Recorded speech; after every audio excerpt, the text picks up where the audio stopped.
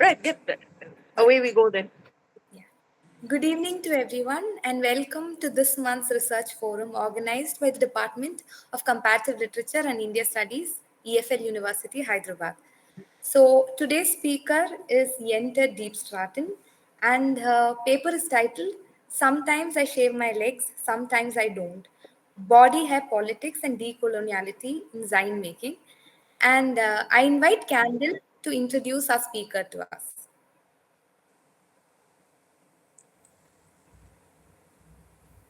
Hello everyone, am I audible? Yes. Yes. Yes. So Jente Diepstraten is an MA student in Culture Studies at the Universidade Católica Portuguesa in Lisbon. She holds a BA in Communication and Media at the Erasmus University Rotterdam and has previously work experience in museum education, exhibit curation, and production of cultural programs in Netherlands. She is currently starting her dissertation on the potential decolonial pedagogies of a memorial to enslaved people in Lisbon, Portugal. And the title of the paper she'll be presenting today is Sometimes I Shave My Legs, Sometimes I Don't. Body Hair Politics and Decoloniality in Zine-Making.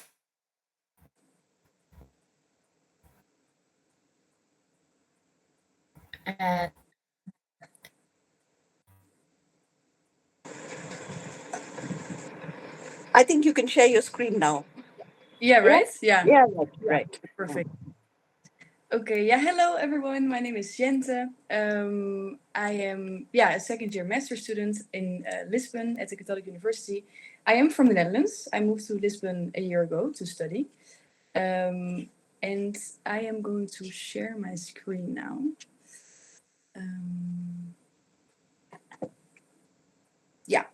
To the presentation.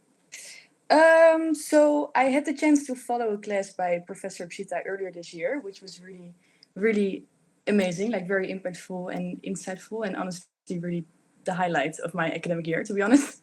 And for this class, I developed an essay with a topic that is very important to me.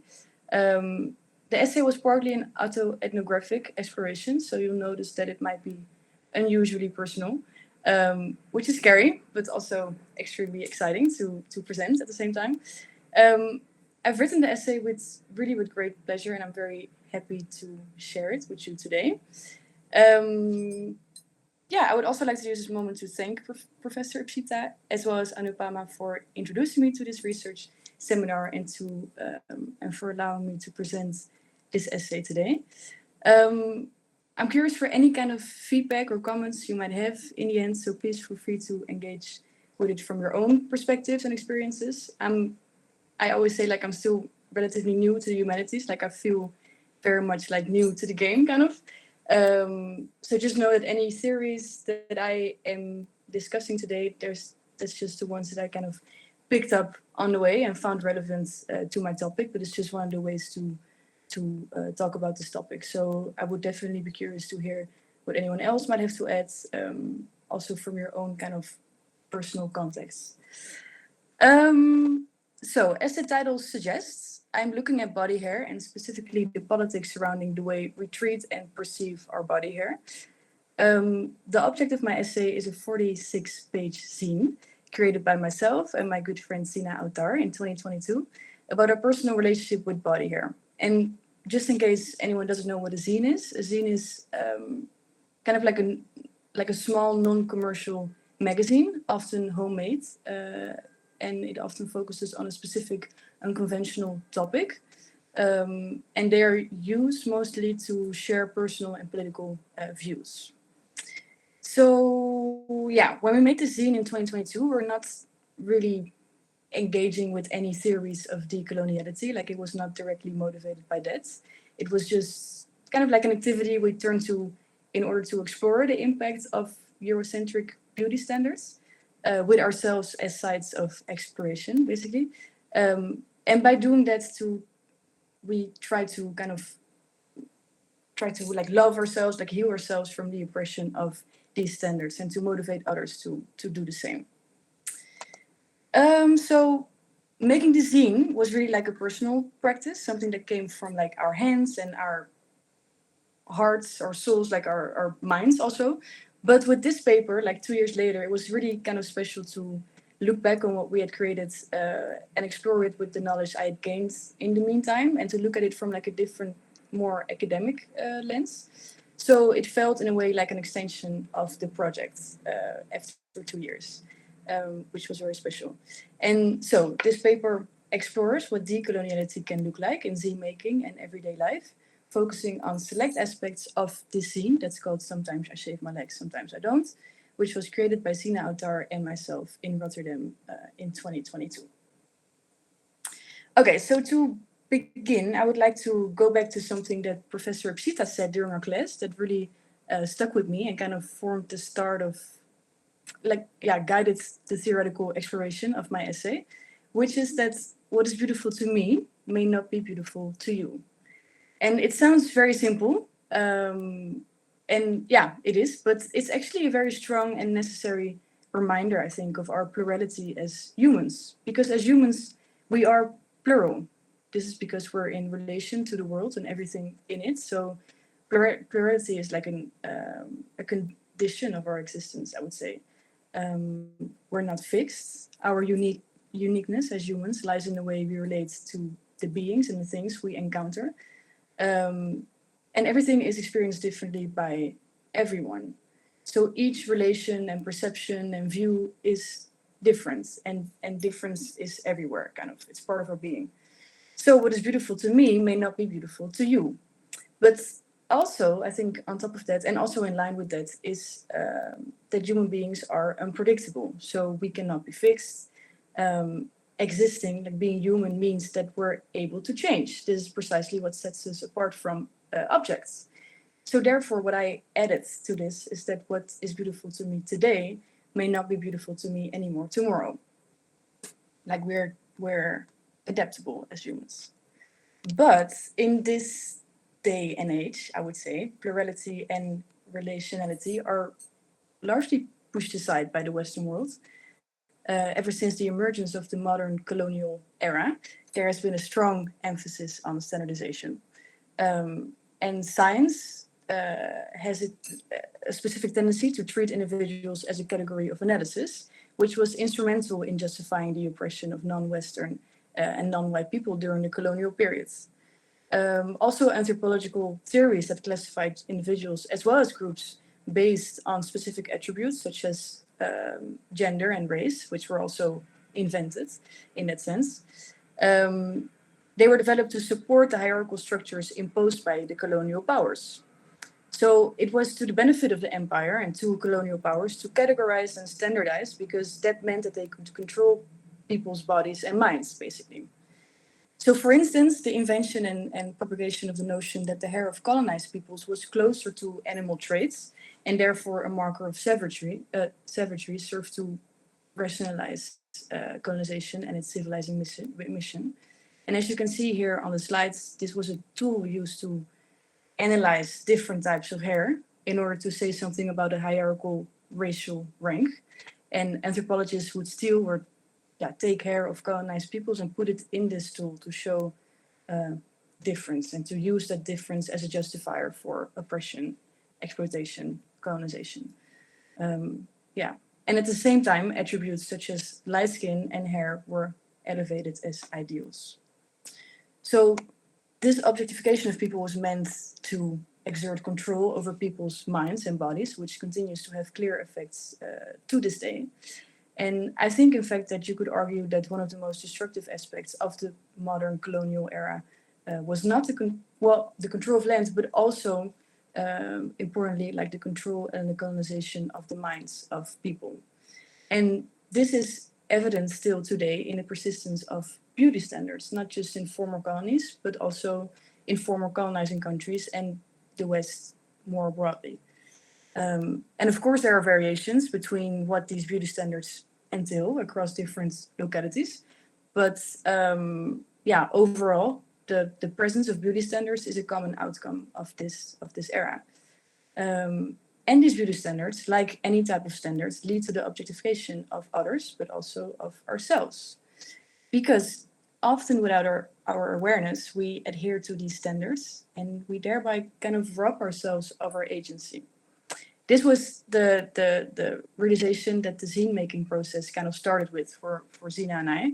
We kind of recognized that unknowingly we have been conforming our entire lives to a prevalent beauty standards in the Netherlands, which is that women should not have any visible body hair.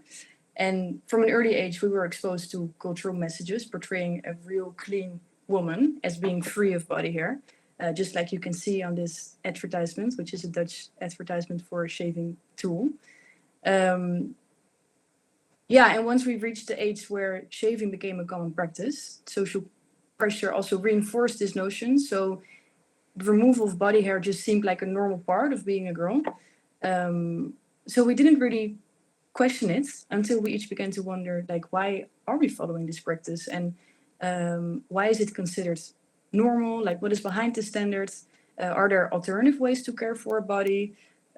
These questions kind of sparked our individual as well as collective investigation, and for months we met weekly to discuss these topics and to kind of research them, and eventually it led to the creation of this zine as a creative expression of these conversations, realizations, and also aspirations.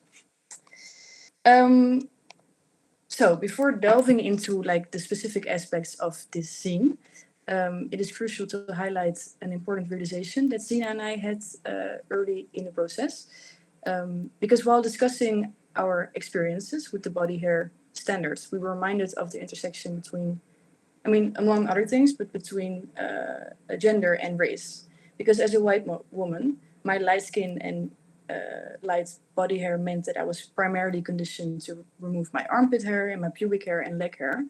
But in contrast, Zina, as a brown woman, was directly confronted with the beauty standard in high school when people harshly pointed out her facial and arm hair. And this distinction shows an important notion that on the one hand, gendered knowledge construction is imposed on all of those subjected to the modern colonial structure, particularly those who are not cis male. But on the other hand, its implications vary between white and non-white individuals. And this is what Lugonis also underscores when she says that colonialism did not impose pre-colonial European gender arrangements on the colonized. It imposed a new gender system that created very different arrangements for colonized males and females than for white bourgeois colonizers. And non-white colonized females, they were not just seen and treated as subordinates, but as animals. So their physical attributes, such as body hair, were used to mark them as savage and uncivilized, which contrasted sharply with the white European bourgeois female, whose body was commonly perceived as pure and worthy of protection. And although these social classification theories, they had their most destructive effects in the colonies, this way of thinking did not remain confined to those regions. Actually, these racial and gender categorizations deeply influenced the knowledge construction in Europe. And they're like embedded in the very foundations of Western thought and continue to shape what is nowadays perceived as a normal body. And the fact that we even think about such a thing like a normal body is an illustration of that. The overall realization that I wanted to point out is that while many people experience the oppression of Eurocentric beauty standards, the impact is not uniform. The interdependency of gendered knowledge construction on racial classifications means that white bodies are by default perceived as closer to the standards and therefore less penalized in terms of social expectations and beauty standards, whereas non-white bodies face harsher marginalization. Okay, so as demonstrated in the neoliberal modernist context of the Netherlands and in the West more broadly, we have kind of forgotten that beauty standards are objectifying and that they obscure the fact that human beings are plural beings. And for this reason, Mignolo and Walsh argue that the process of decolonization, whereby the colonies retrieve their independence, this process has its significant shortcomings, according to them, because it changed the content of the conversation, but it did not alter its terms. So the process failed to question the episteme of colonization, and it has left the knowledge structures of modernity and coloniality intact, which is evident in the persistence of beauty standards, for example. So, given this, how does one resist the objectification of such standards, and how do you go against this logic of modernity and coloniality? So, according to Audre Lorde, who I've been reading a lot lately, and really she inspired me a lot for this essay. According to her, one way to change the paradigm is through poetry. It allows you to tap into emotions and senses and to use or produce a language that exists outside of the paradigm of modernity / coloniality. So this shows also that language can be used as a tool of oppression, but also as a means of resistance. She states in Poetry is Not a Luxury, we can train ourselves to respect our feelings and to transpose them into a language so they can be shared. And where that language does not yet exist, it is our poetry which helps to fashion it. Poetry is the way we help give name to the nameless so it can be thought. In retrospect, creating this zine, kind of in a similar way, it helped Zina, me, and the other people involved to imagine alternative ways of living and caring for our bodies. It provided us with the means, both words and visuals, to develop a type of language that fits our experiences and our perspectives. So in that sense, I would argue that it has functioned similarly to poetry as described by Audre Lorde. So in the following sections, I will explore select aspects of Sometimes I Shave My Legs, Sometimes I Don't, the zine, to see what decoloniality can look like in Zine-Making and in everyday life in general. And as you can see here, there are three broader aspects of the zine that I will touch upon that could be described as having a decolonial character to them. Starting with the first aspect, which is becoming aware of modern knowledge and habits. So in their work, Mignolo and Walsh, they identify the fundamental task of decoloniality as the process of decolonizing knowledge and being, to get back to ways of knowing and becoming that the coloniality paradigm has suppressed. So this underscores the importance of both thinking and doing. And according to them, the first step in this decolonial process is to become aware of more modern knowledge and habits, specifically the ingrained habits that modernity / coloniality implanted in all of us. So it is exactly this awareness that Zina and I aim to achieve regarding body, hair, beauty standards. And the zine reflects this in various ways. So firstly, through our personal and collective explorations that are presented in conversations, collages, and journal entries throughout the zine, we kind of executed a mapping of how these body, hair, beauty standards have manifested in our lives while growing up, but also to this day still. And secondly, we traced the historical origins of these standards through an interview with a curator of globalization and Southeast Asia studies, which uncovered the colonial and hierarchical roots that have influenced our perceptions of body hair throughout our lives. So it's these two things that come back throughout the zine. And a specific example of the former, so the what I said, like the mapping of how body, hair, beauty standards have manifested into our lives, is the section in the zine where Zina and I created collages to visually show the types of media we consumed while growing up, and particularly the media in relation to feminine beauty standards. And we did an exercise to trace the external influences that impacted us during our teenage years, not just by speaking about them, but actually by revisiting those platforms and creating visual boards of the imagery we were exposed to. And for me, these were mostly old magazines and fashion blogs, Tumblr pages, and advertisements, as you can see here in the collage. And I found out that these all very strongly portrayed a version of a woman that society idealized, and that I consequently also aspired to embody when I was a teenager. And these images often showcased white femininity intertwined with thinness and conventional attractiveness. And as you can see, also the skin of this idealized feminine figure was clear shiny, and hair-free.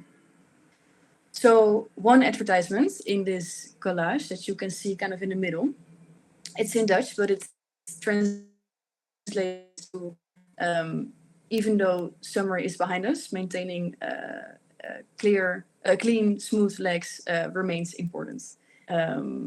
Yeah, so you can see how persuasive that is. And this exercise, so like kind of going back to that and working with visuals, it really allowed me to map out the influences that were present during my teenage years that shaped my perception of the ideal female body. And like, unlike just talking or writing about it, the working with the visuals really transported me back to those platforms. So it allowed me to see the coherence in the colors, the words, and other visual elements that were used by these powerful institutions to impose a specific image of femininity. And doing this exercise, it enhanced my awareness of the pervasiveness of beauty standards and the habits that they have evoked throughout my life. So yeah, that was a very good exercise to do. The second characteristic of the zine that my essay analyzes is that the fact that the zine making, like it allowed us to access and give name to our feelings. And for this, I want to point out the title of the zine, which is Sometimes I Shave My Legs, Sometimes I Don't. It's the first line of a song called Video by India Arie. And both Sina and I, we greatly admire India Arie. Like, she's a very influential African-American artist known for her critique of conventional beauty norms through her music. And you could say that this line, Sometimes I shave my legs, sometimes I don't, it sharply captures the essence of existing, basically. So as human beings, we change, and with that, our preferences change. And it kind of relates to what I said in the beginning. What is beautiful to me may not be beautiful to you, and what is beautiful to me today may not be beautiful to me anymore tomorrow. So even though it seems like a simple line, it is powerful because thinking about and treating our bodies in this way is kind of suppressed in this modern colonial context. So with this line, India Arie, she reminds us of our plurality. So she reminds us of thinking and living, like ways of thinking and living that were always there, but were kind of buried deep within us. In a similar way, creating a zine helped Sina, me, and the other people involved to access and give name to our feelings, to our emotions that were often buried under modern colonial societal expectations and routines. So it allowed us to think about our bodies in ways that resist objectification and challenge the modern logic, just like the song Video by India Arie inspires you to do. So it really, yeah, it made us think about how do we want to take care of our bodies outside of what is imposed on us, basically. However, what's important to mention is that at multiple points in the zine, we also emphasize that, like, both to ourselves and to the reader, that we do not want to suggest that the only way to truly love yourself is by stopping the practice of shaving. That's not at all our intention. It was also never our intention to cast any blame on ourselves or on those who choose to continue adhering to these beauty norms, especially because sometimes this is also a matter of survival, really. So deep down, we understood that there will always be a tension between this modern colonial habit, that is removing all visible body hair, that is so internalized in ourselves and our society. So there will be a tension between that and our inner feelings, which may tell us that we want to do whatever we want to do with our bodies, and sometimes that's shaving, and other times that's not shaving. So there's always going to be a tension between that. And according to Legonish, it is this tension that informs the subjectivity of the colonized self. So it is not about striving to completely de-link from modern colonial modes of thinking and doing to achieve full subjectivity. Instead, she argues that it is within this space that she calls fractured locus, so the contested space between modern and non-modern paradigms, basically, where a person perceives and relates doubly. So both the enactment of coloniality, of gender, and the resistant response from the subaltern sense of self. So it's that tension, and they can both exist at the same time, basically. So the final element that I want to talk about is the group workshop that Sina and I organized as part of the Zine-Making process. We invited people from our community in Rotterdam to join us for an evening, where each participant could create a mini zine, which you can see here. And from the outset, we always envisioned a collective dimension to the zine creation process. This was really the only way that resonated with us, basically. And Mignolo and Walls argue also that decoloniality is inherently a communal practice, rather than something you do on your own. They say that decoloniality involves constructing a practice of living and communal organization that breaks away from modern colonial paradigms. So this can involve projects where individuals organize based on their local histories and based on their needs to disengage from the colonial matrix, but this is always done together, kind of. So, yeah, while organizing a group workshop, it was a relatively small initiative. Its essence, in retrospect, does align with the decoloniality concept as envisioned by Mignolo and Walsh. And during the workshop, we started off by discussing our relationships with our bodies, like how we feel in our bodies, how we think about our body hair and the struggles that we face. And then the focus shifted to envisioning positive futures for ourselves in relation to our bodies and in relation to one another. So we really explored our dreams, our aspirations, and we used this exercise as a means of articulating our inner feelings, basically. So you can see these are two mini zines that were created during the group workshop by the participants. So I would argue that this process of meaning making is a way to reimagine our lives within a patriarchal capitalist society. And I think that brings us back to Audre Lorde, who I want to conclude with. She says in Poetry is Not a Luxury. For women, then, poetry is not a luxury. It is a vital necessity of our existence. It forms the quality of the light within which we predicate our hopes and dreams towards survival and change. First made into language, then into idea, and then into more tangible action. And I think that's really finally encapsulates what I would describe as the decolonial potential of not only poetry, but also zine making. These are my references. Thank you very much.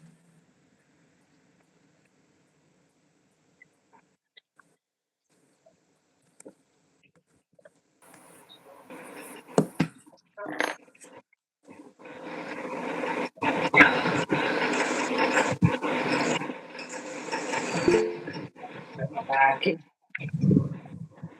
Yeah, we have a lot of silent appreciation. You can see it all over the screen.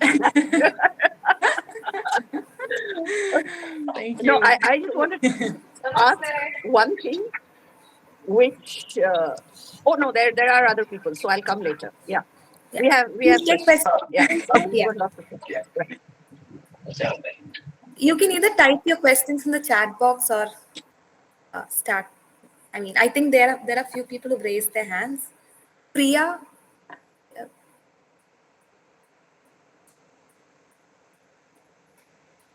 Oh, sorry, it's by mistake, ma'am. No question. Okay. Anita.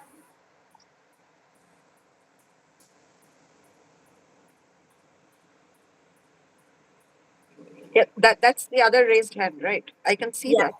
But Yeah.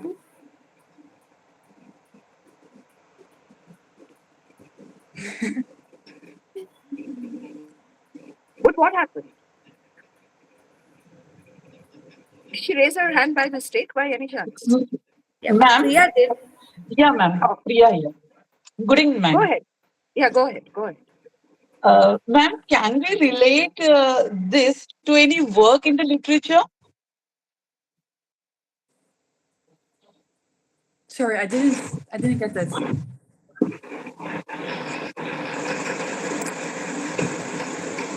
I think she's asking whether it's relatable to literature.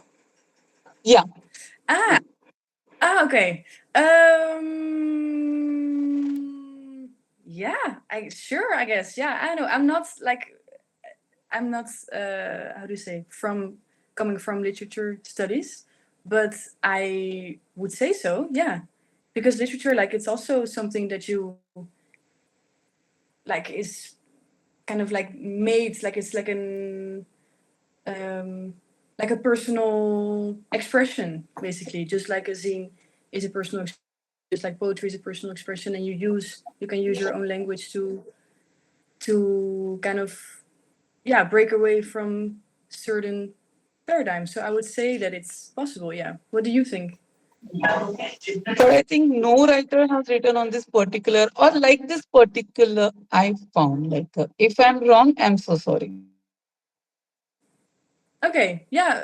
I don't know. I also don't know, actually. Yeah. I'd just like to add one thing to that, which is that the theoretical framework used literature. So, which was actually, you should be saying this, Jente, but I'll say it for you anyway, which was one of the ways of, connecting literary studies as a conceptual framework in order to understand culture. I mean, most of the time we are doing this with literary text because, as you know, ours is, and in fact, we are located in the School of Literary Studies and we are a comparative literature department. So everything else in the School of Literary Studies is concerned with, well, reading and studying literature. But then what we consider interdisciplinary, we have a different school again, which is actually culture studies and other things which are meant to be interdisciplinary. So the crossing between literature and culture is one of the things, one of the theoretical, and I think one of the philosophical things that Jente actually achieved with this paper. You don't agree, Jente? Yeah. Yeah, I guess, yeah. I mean, it wasn't that you were studying literature per se, but No. it was certainly that you were using literature as, conceptually to understand. And you mentioned that in the beginning, in a kind of a line in passing when you spoke about Audre Lorde. But I think Priya has more to say because she still has her hand up. Yeah, continue. You have your hand up still, Priya. Wait, no, ma'am. I just no. Thank you. I mean, why not is a question because so Then I couldn't able to recollect that in any work. It's about a cultural and a modern ways how we can able to, or we are able to, or we have to take care of oneself, like a sense of a beauty and an all.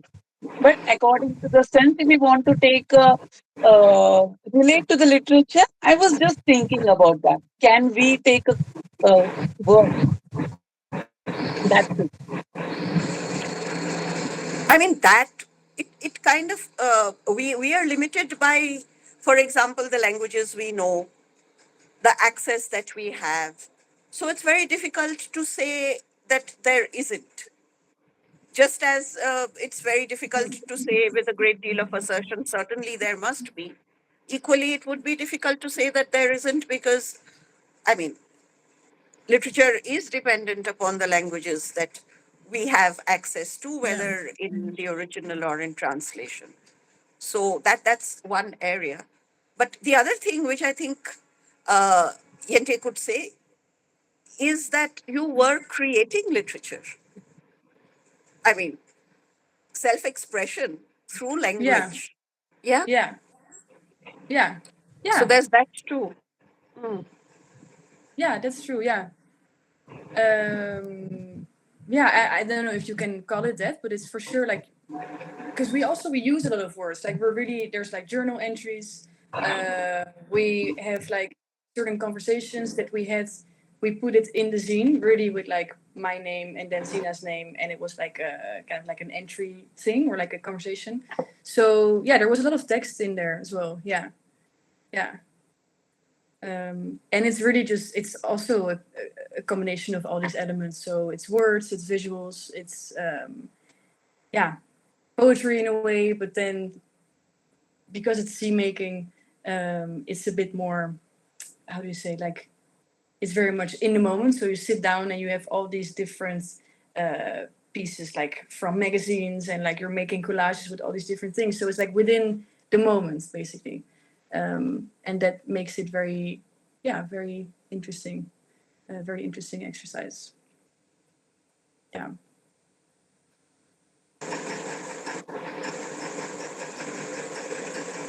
The one thing which, I wanted to ask, because it was suggested to me, was whether you would connect it in any way with resistance. I know the answer to that, but since I spoke about your paper to another group of people who are actually studying a course called Reading Virtuality, where we are trying to understand the complementarity between, the real and the virtual, so to speak, that which is created out of whatever virtual resources we have. So somebody asked me there that we are always talking about, how the virtual narrative controls us, the button we are pressing, or, so whether this could be, I thought immediately of this particular experiment of yours, which I seemed to think, I think I could categorize it as using the virtual world as, or using the tools of virtuality as a form of resistance. But what do you think about that? It was really like, it was never meant to be Mm-mm. resistance on the broad like level, kind of. It was really for ourselves. But I guess that is resistance also, because you're just by kind of being your true self, you're resisting certain oppressing standards in that way, in a sense. So and because like it was for ourselves, we were just expressing our own desires and aspirations and our own struggles, but we also did want to make this known to more people,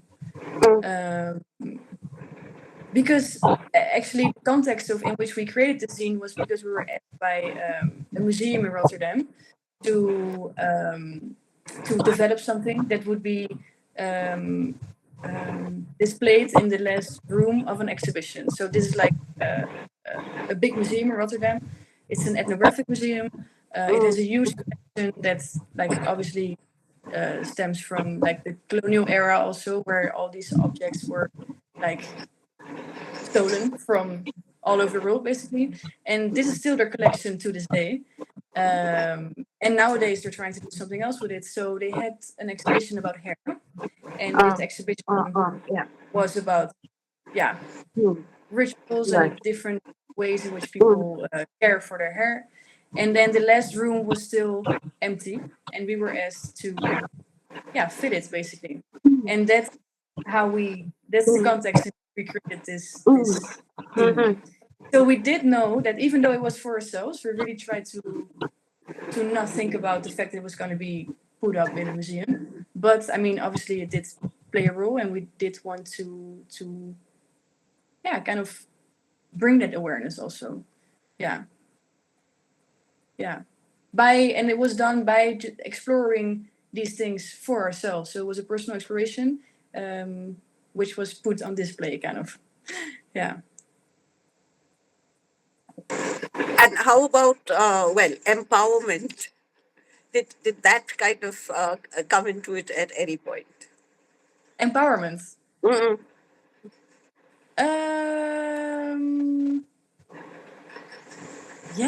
I guess especially with this group workshop that I talked about, like doing this together with other people. Yeah, of course, like it was always going to be something like a communal thing where we try to empower ourselves. But I do find empowerment sometimes a bit tricky, because it's used so much nowadays, the word empowerment, and yeah, I don't know, it's very easy to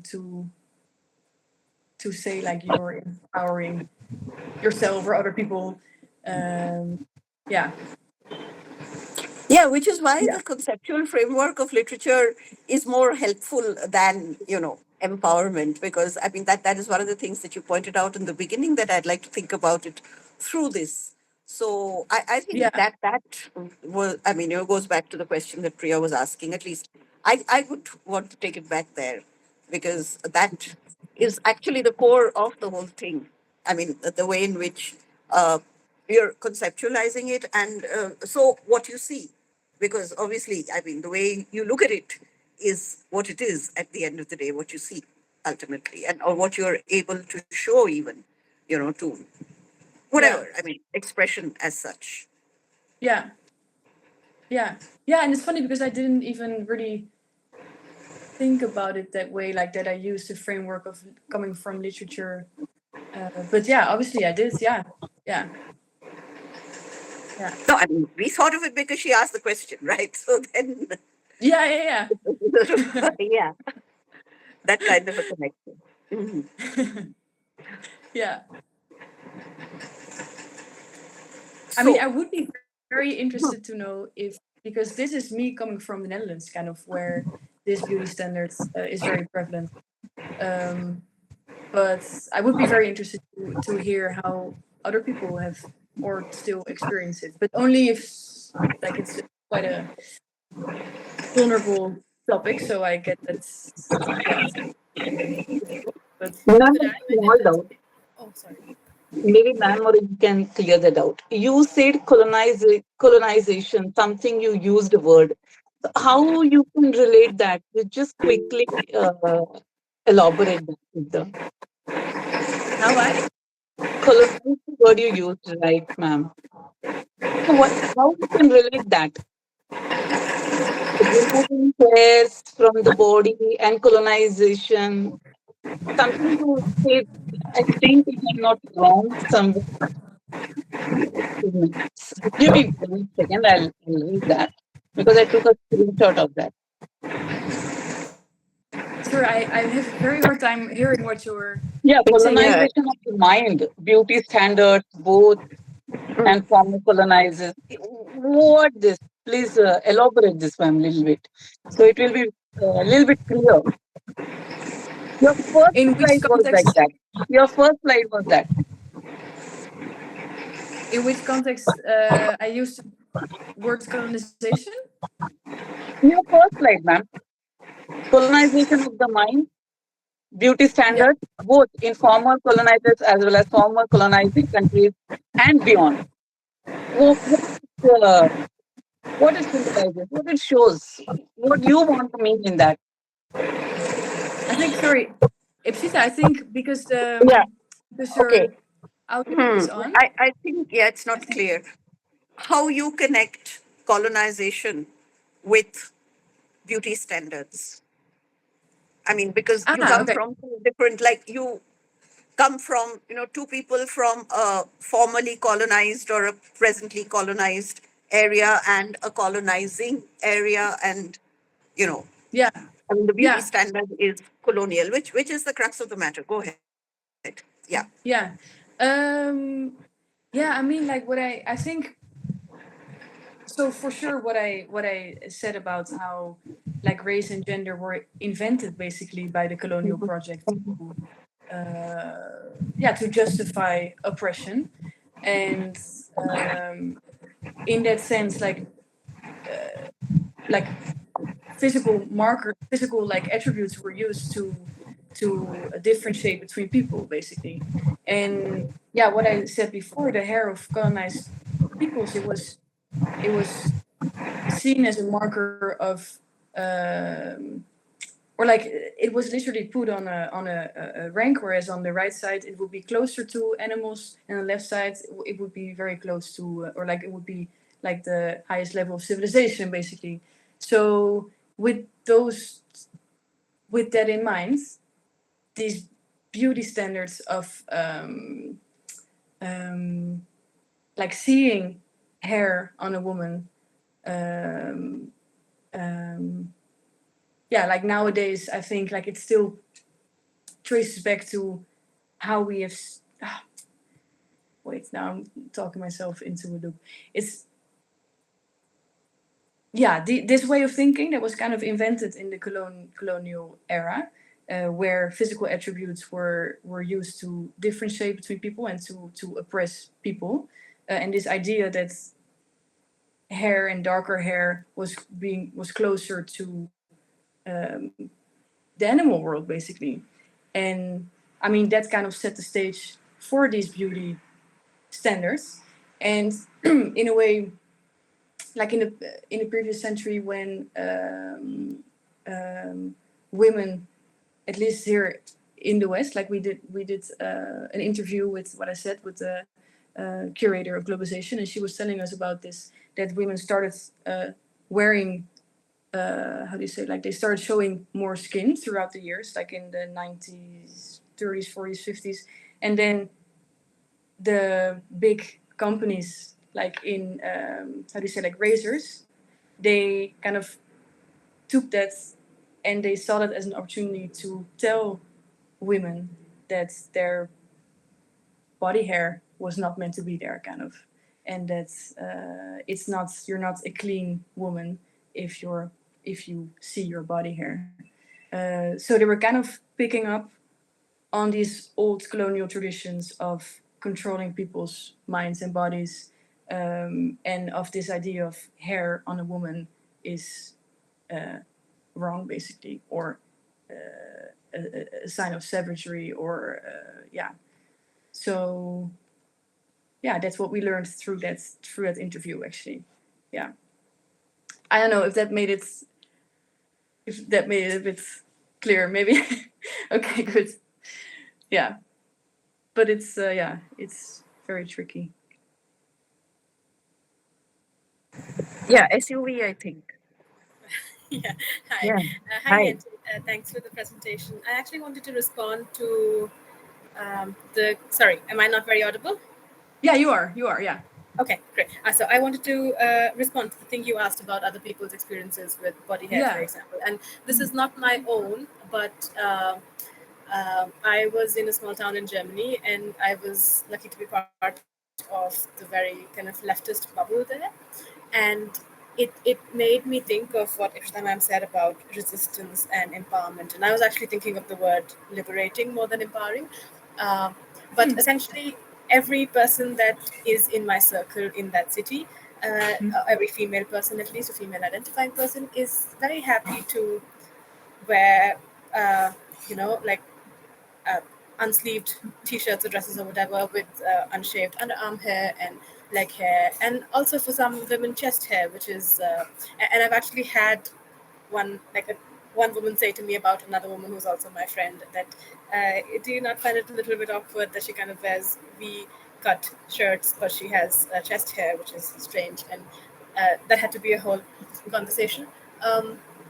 So I do think that there's maybe more potential as a suggestion to think of what you've presented just now as also a place where theory meets some kind of activist praxis.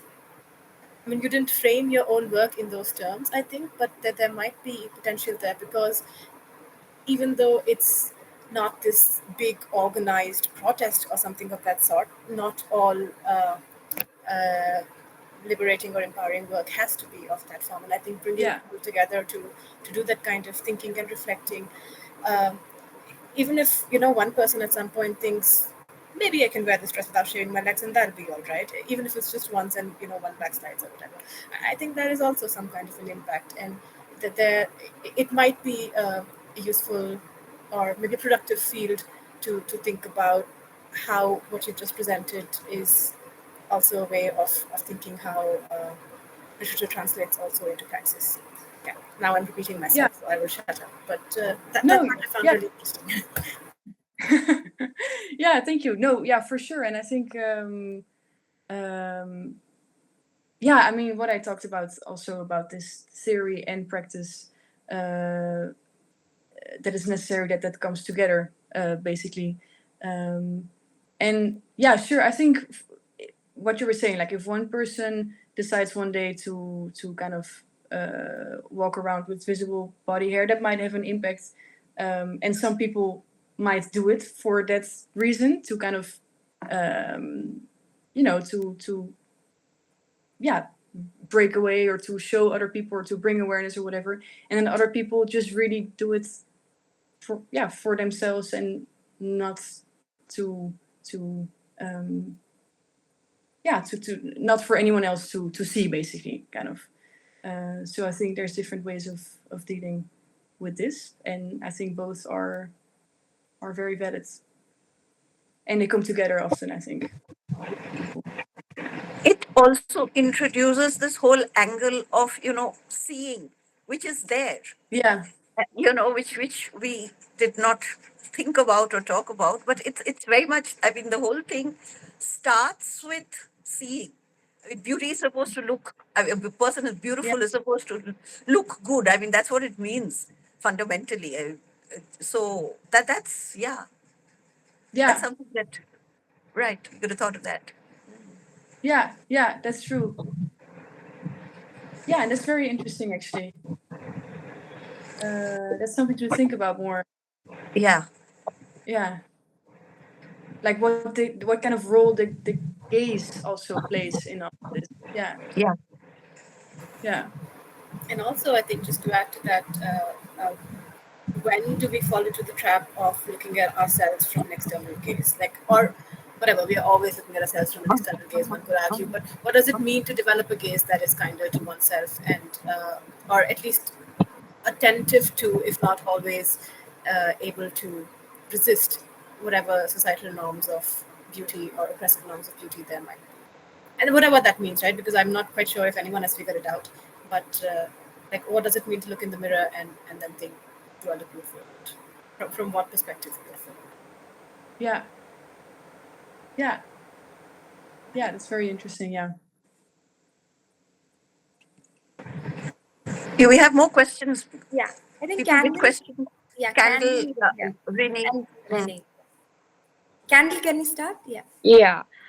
Just on the conversation you just had, uh, this is more of a question. I don't think there could be a definite answer to it, but since you're currently pursuing culture studies as well, I think it might be something that interests you. Like, Mm-hmm.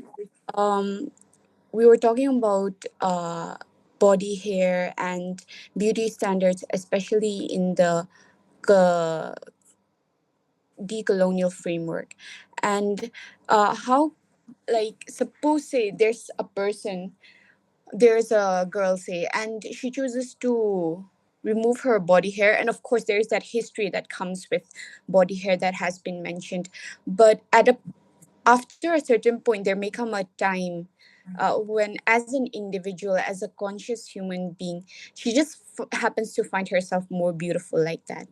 uh, and, like, I think it could tie back to the conversation that I think Suvansh Kriti, I'm sorry if it's incorrect, mentioned, of how, like, um she no longer sees herself through the external view and just sees herself for herself, and then she may adhere to some beauty standards that may have originated from the colonial perspective and stuff. Mm-hmm. But it also brings into question that brings into question when, or will such markers ever escape their history?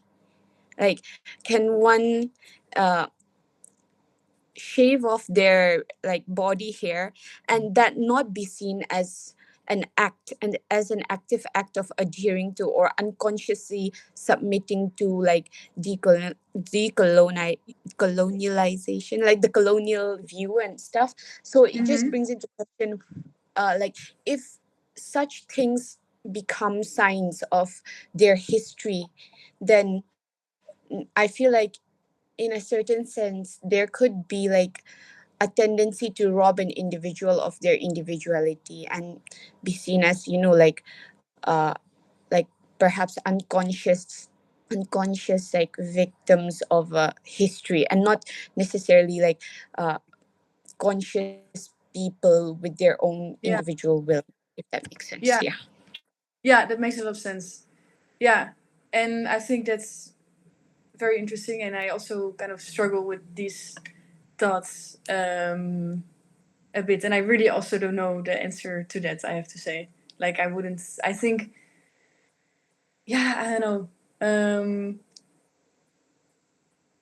Yeah, it kind of relates to what I was saying in the presentation, that comes like what Lugonis writes about how it's like always going to be this tension between like this coloniality of like this gendered knowledge construction, like this colonial gendered knowledge construction that tells you, for example, to shave or whatever, and then you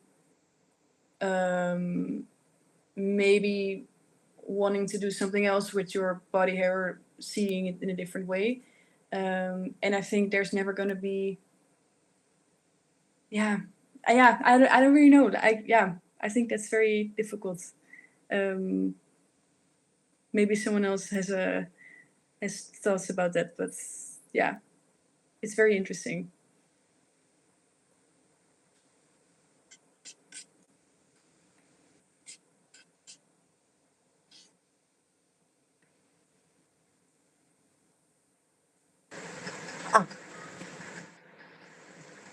You're muted. You're muted. Yeah, I know. I just got like seeing what's the vibe. Okay, hi. I am Renea, also Jente's friend and colleague in the same study group. I've also had the pleasure to have Professor Diepstraten as professor in the decolonial course, which definitely stressed my mind. But I want to share my personal journey that I've been going through while I've been living in Lisbon, and I want to connect to how conversations and how this collective way of talking about thinking and the ways of thinking really helped me in my own sense of empowerment. I felt empowerment. So random talks with Jente and Lea at the beach about body hair for me really made it more easy for me to try and be okay with my body hair. So I've been going through this journey, which has been with ups and downs. And thinkers that like Jente and also these settings, I think, are very important too to challenge our how we think. But I also wanted to connect to the gaze part, which is really interesting because here it's also interesting the context of where the gaze is coming for me. For example, here in Lisbon, being surrounded by my friends here that are totally accepting of this change in me, I feel very comfortable doing it. But if I have work calls with my Kosovo colleagues, I come from Kosovo, and Kosovo is a pretty conservative country with a very highly idealized way of looking at the West and the beauty standards that the West primarily set. In Kosovo, I don't know if I would be able to go with my underarm hair in my where I work in the gallery and be expected to be respected, because I'm immediately will be judged in Kosovo about that. So this difference of where the gaze is coming from really made me think about really made me think about it. And thank you so much. This discussion really inspired and helped me think more.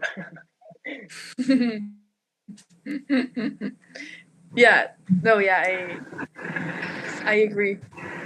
Also, it's something that we talk about in the zine, like in one of my journal entries in the zine, I talk about how throughout this whole process of making the zine together with Sina and like always coming together every week and talking about these topics, I felt so liberated, I guess, or like so free to kind of do whatever, or to see myself